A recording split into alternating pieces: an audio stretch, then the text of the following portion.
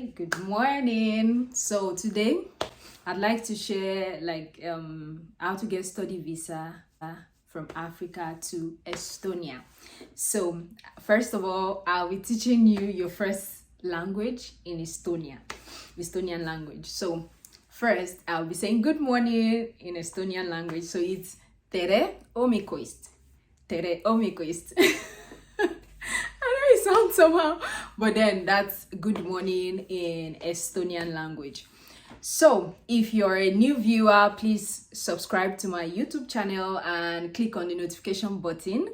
If you're a returning subscriber, please click on the notification button so that you can have access to subsequent videos.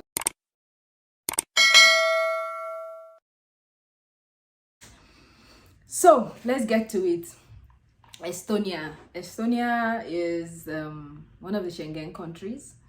With visa to Estonia, you can travel all of the 26 Schengen countries. You have access to them, like Poland, like Germany, Netherlands, Czech and the rest, Czech Republic and the rest. So today I'll be sharing a process on how to get a study visa to Estonia. First off, I'd like to say that this process is not a very straightforward process.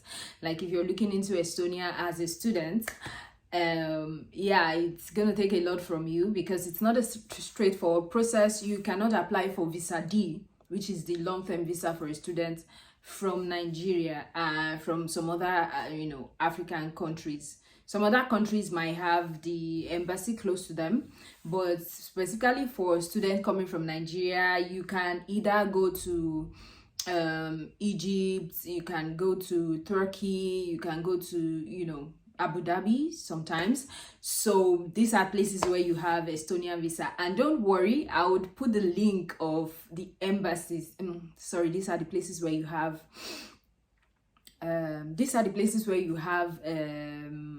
Estonia embassy. So I'll place the link in the overview of this video on where the embassies are located, so that you can just choose the one closest to you. But from the information I have, Egypt is like the closest to people in Africa, so this is the place where you'll be getting your study visa. So let's dive into it just shortly after the break. Okay, so we are back. For study visa to Estonia, the first thing you're going to do is to go to www.studyinestonia.ee. This is where you can get all of the programs that are happening in Estonia, both for the bachelor's and the master's, the language of instruction. Please remember to check the language of instruction, because sometimes you're looking into a course and you're not checking the language of instruction and it's actually in Estonian language. So please don't do that. Try to filter by English language. Try to filter by the fee budgets that you have. We have some schools getting like 3,500 euros per year, and some schools 4,000, some masters 2,600. There are some masters that are like 1,800 euros per year. So just filter by then. Try to choose a school that you think fits you and the course you're looking into. Apply to this school, send in your documentation, like your bachelor's if you're applying for masters, if you're applying for bachelor's, your high school results and all of those documentation. Sometimes some of them would ask you for your motivation letter, some will ask you for your CV and the rest. Then once you send all these requirements to them and you eventually get your admission letter, for some schools they might ask you for application fee, for some they might not. It depends. So depends on which one you're going for. So once you get this admission letter, then you need to start preparing yourself for visa. You need to brace up, because this is the most important step, and this is the toughest step when it comes to study visa in Estonia. And so because we don't have an embassy in Nigeria, usually people go to Egypt to get a visa. So what is the process of going to Egypt? So the process is, first of all, you are applying for a tourist visa to Egypt from Nigeria. And once you get the tourist visa, you're going with this tourist visa, you'd already make them understand in Egypt, like Egyptian embassy,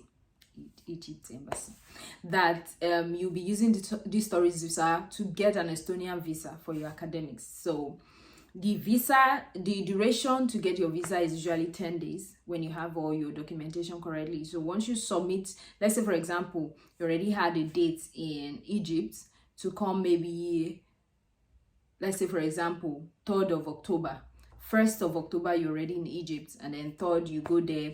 From 3rd you have 10 days for your visa to be out. And usually, from the person I spoke to regarding this visa application, usually once your documentation is complete, there's no reason to reject you. Rejection rarely occur. So, but rejection occur when you don't prepare your documentation. And we'll be diving right into documentation preparation very, very soon. Stay tuned. So welcome back again, once again. So now we'll be looking into what are the documentation that is required.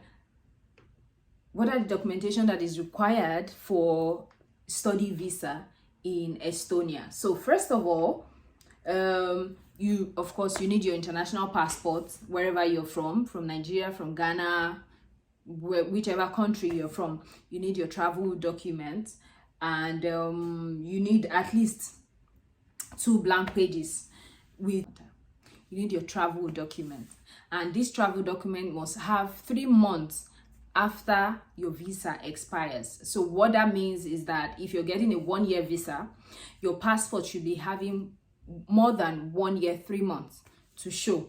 And then you fill in the application, you submit photos, you must have a valid health insurance. This is very, very important. And then you must have documents showing the purpose of your journey. Like for study, you should have your admission letter and whatever document the school is giving you. Sometimes maybe the school will give you some accommodation documentation. You need to add it. And you must actually show your proof of fund. Now, for the proof of fund, there are so many theories regarding the proof of fund, from the resources I had online. For some, it's like you must show 86 euros per day, but the consistent one is that they want you to show 1,200 euros per month.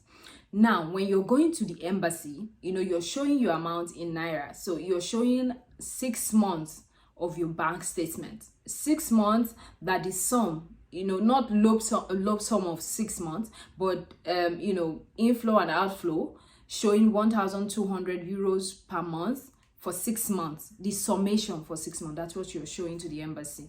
So this is how Estonia is checking for the proof of fund. And of course, I mentioned before that the embassies are located in different places. You can go to the one that is closest to you. You can use the one in Turkey. Even people go as far as Russia. So I heard. So, but then the Egyptian one is like the closest one. Now, there are some questions you would like to ask, and I've helped you to ask them. As an international student, how does it look when it comes to getting a job in Estonia? Now, getting a job in Estonia is quite easy, because even as a student, you can get into the corporate world. Let's say, for example, you're a master's student, you're looking into, starting up your career as a customer service agent and the rest. You can get into companies while, studying. You don't have to finish your study before you get into these companies. And of course, if, for example, you're asking that, what if I'm a student and I finish study and I don't still have a job? There's something called the 270 days post-study that Estonia gives to you. So these 270 days is the grace period where you can use to, look for a job in Estonia and get a job and convert your student visa to, employment visa.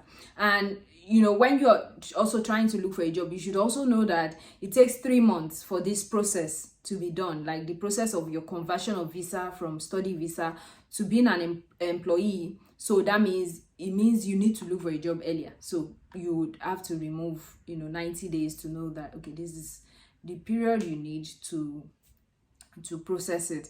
And of course, if you want to know what happens after the 270 days, from my link, usually you get a job before the 270 days lapse. But if you don't, you know what is next.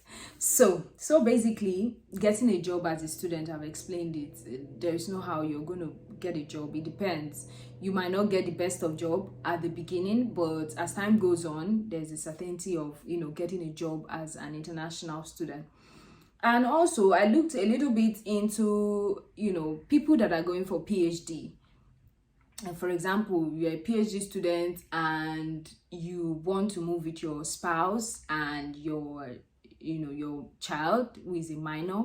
So basically how it works is that once you're showing proof of fund for yourself as the primary applicant, you are also showing proof of fund for your spouse.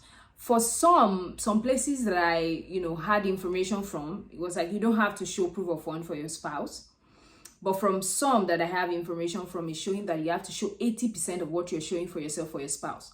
But the good thing is, for a minor, you don't have to show anything. If the minor is your child and you're going in for study, you don't have to. A minor means anything less than 16, which is a good one. It's fair enough, because for many countries, they will ask you to also show proof of fund also for your minor child. So if you're moving in to Estonia with a child, with 2 children, you don't have to show funds for them.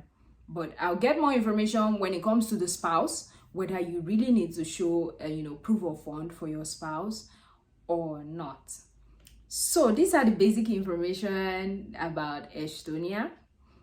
Of course, if you have more question on Estonia, you can definitely write to me, or, you know, put a comment in the comment section. Write in the comment section. And of course, everything I'd mentioned had links to, you know, the information. I'll be putting them right into the comment section also. So that is basically the run-through process for Estonia. And yeah, so have a lovely day. Please don't forget to subscribe to my channel for more subsequent videos. Thank you.